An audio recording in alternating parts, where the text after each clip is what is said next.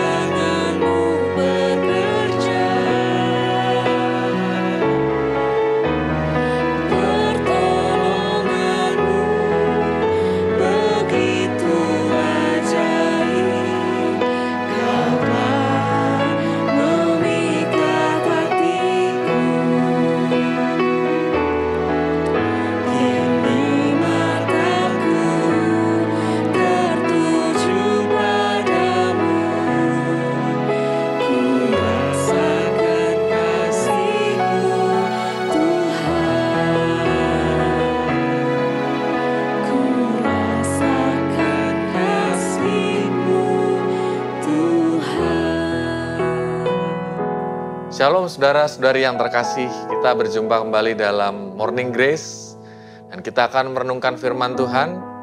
Sebelumnya mari kita mohon pertolongan Roh Kudus supaya kita memahami firman itu. Kita berdoa.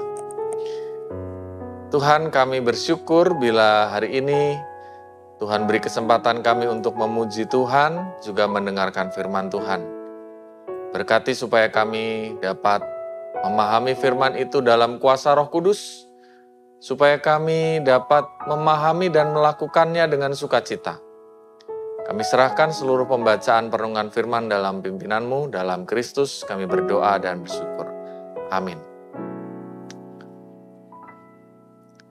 Kita akan membaca bagian firman Tuhan yang diambil dari Markus 8 ayat 31 sampai dengan 34. Kemudian mulailah Yesus mengajarkan kepada mereka bahwa anak manusia harus menanggung banyak penderitaan dan ditolak oleh tua-tua, imam-imam kepala dan ahli-ahli Taurat, lalu dibunuh dan bangkit sesudah 3 hari. Hal ini dikatakannya dengan terus terang, tetapi Petrus menarik Yesus ke samping dan menegur dia. Maka berpalinglah Yesus dan sambil memandang murid-muridnya, ia memarahi Petrus, katanya, "Enyahlah iblis. Sebab engkau bukan memikirkan apa yang dipikirkan Allah, melainkan apa yang dipikirkan manusia." Lalu Yesus memanggil orang banyak dan murid-muridnya dan berkata kepada mereka, "Setiap orang yang mau mengikut aku, ia harus menyangkal dirinya, memikul salibnya dan mengikut aku." Nah, saudara yang dikasih Tuhan, kita semua pasti ingin hidup bahagia, senang, nyaman, dan aneh kalau kita menghindari, menjauhi penderitaan. Kak Intan mau hidupnya menderita terus seumur hidup? Gak mau. Gak mau ya. Kak Juan? Nggak mau juga. Gak mau ya. Padahal orang Kristen loh, katanya itu kan orang Kristen sabar gitu. Tapi apakah orang Kristen yang sabar itu harus menderita terus? Enggak ya, gitu. Nah, kita pasti memimpikan hidup sebagai anak Tuhan itu dipelihara dengan baik ya. Hidup yang Tuhan pelihara dengan banyak berkat ya. Tetapi kalau kita tidak diberkati seperti yang kita bayangkan, apakah artinya kita itu tidak disayang Tuhan? Kita berdoa, jawabannya berbeda. Disayang Tuhan nggak? Disayang sih. Disayang ya. Cuma mungkin kadang kita perlu memahami apa sih jawaban Tuhan itu, kenapa kok jawabannya berbeda ya. Nah itu juga sebenarnya yang dipikirkan oleh Petrus ketika Tuhan Yesus berkata bahwa ia akan menderita, mati dan seterusnya. Petrus tentu saja menolak konsep itu ya. Dia berkata atau dia menegur Yesus dan berkata dalam bacaan lain, sekali-kali itu tidak akan terjadi gitu.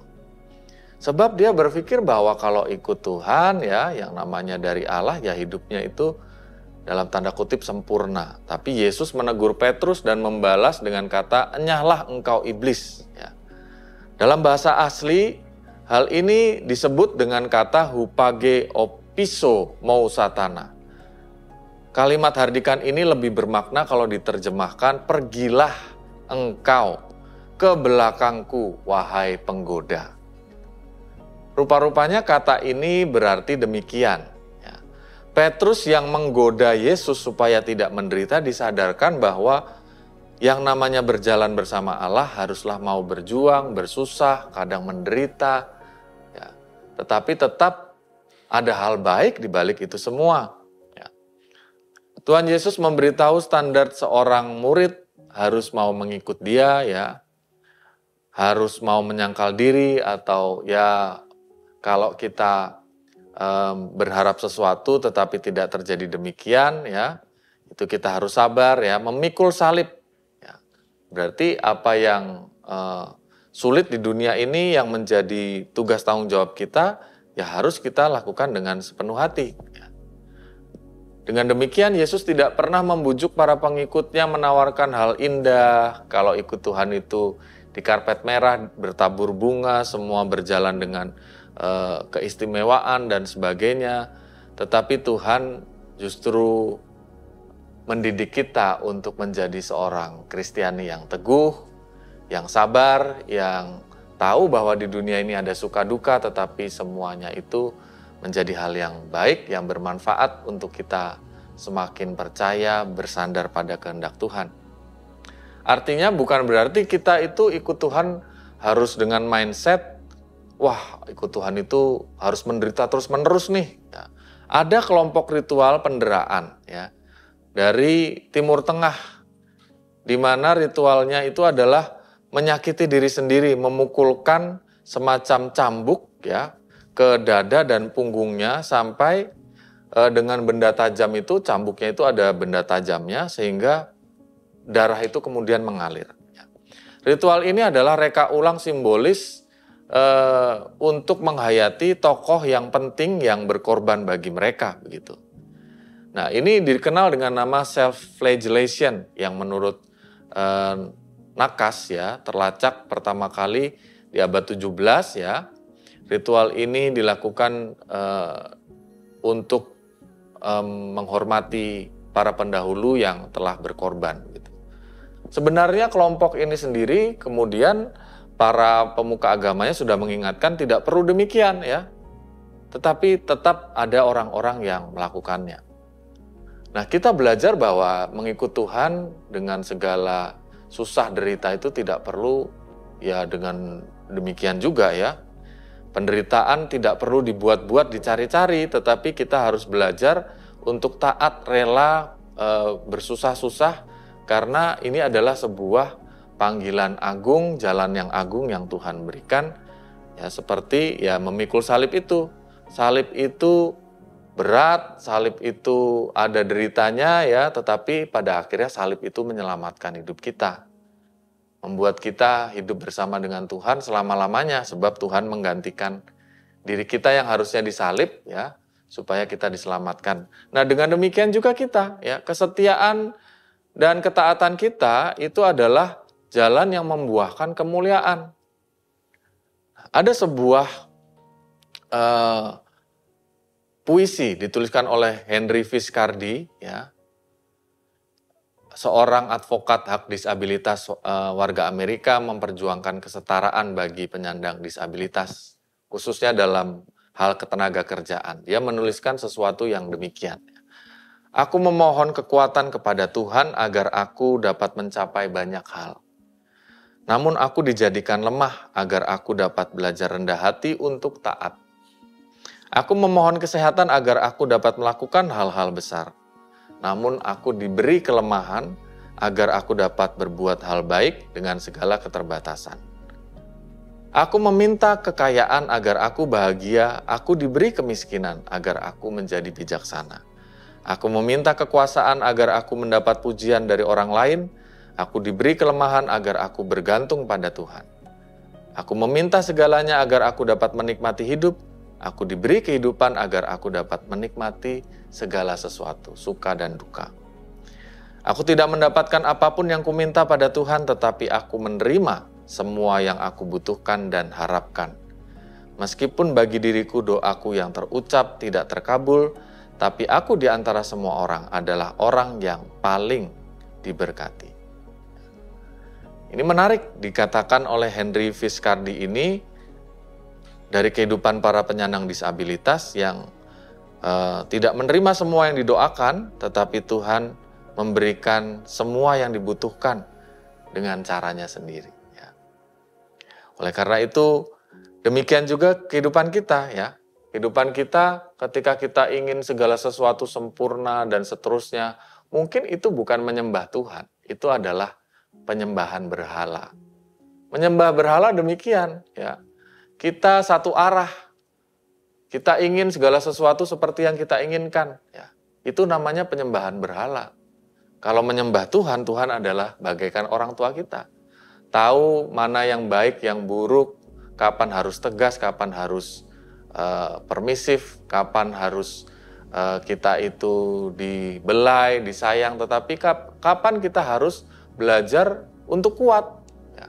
Kapan kita harus melatih diri kita, tubuh kita. Itulah Tuhan sebagai orang tua kita. Nah, untuk menutup renungan kita, ada firman Tuhan dari Rasul Paulus 2 Korintus 12 ayat 9-10 mengatakan demikian. Tetapi jawab Tuhan kepadaku, cukuplah kasih karuniaku bagimu, sebab justru dalam kelemahanlah kuasaku menjadi sempurna. Sebab itu terlebih suka aku bermegah atas kelemahanku, supaya kuasa Kristus turun menaungi aku. Apakah Anda adalah seorang yang diberkati Tuhan, banyak hal sekarang ini berjalan dengan baik, hidup berkelimpahan, puji Tuhan. Ya, itu pemeliharaan Tuhan. Tapi apakah saudara hari ini merasa hidup sebagai seorang yang lemah, punya banyak hal yang kita rasa sebagai kekurangan kita, pergumulan kita, puji nama Tuhan. Tuhan memberikan itu supaya justru dalam kelemahan kuasa Kristus menjadi sempurna, supaya kita bermegah dalam kelemahan kita, sehingga kita tahu bahwa kita mampu dalam semuanya itu semua karena Tuhan. Tuhan memberkati kita. Mari kita bersatu dalam doa. Tuhan Yesus, kami sungguh bersyukur atas firman-Mu yang menguatkan kami. Bahwa kami sebagai orang Kristen menghadapi realitas tidak berbeda dengan orang lain yang tidak mengenal Tuhan. Tetapi di dalam Tuhan kami memaknai bahwa segala sesuatu Tuhan jadikan untuk kebaikan kami. Tuhan bagaikan orang tua kami, bahkan dalam kelemahan kami, justru Engkau menaungi kami dengan kekuatan-Mu, melindungi kami, sehingga kami semakin melekat kepadamu, sehingga hidup kami sebagai orang tua dan anak antara kami dengan Tuhan justru semakin lekat, semakin akrab, semakin kami mengandalkan Tuhan. Ajar kami Tuhan, agar selalu bersyukur dalam segala kelimpahan, tetapi juga semakin melekat pada Tuhan, mengandalkan Tuhan dalam segala kelemahan. Sehingga dalam suka duka kami ikut Tuhan. Hidup yang berkelimpahan tidak membuat kami melupakan Tuhan. Hidup yang penuh dengan kelemahan tidak membuat kami meragukan Tuhan, tetapi semakin percaya dan bersandar pada Tuhan. Dalam Kristus Tuhan kami berdoa dan bersyukur. Amin.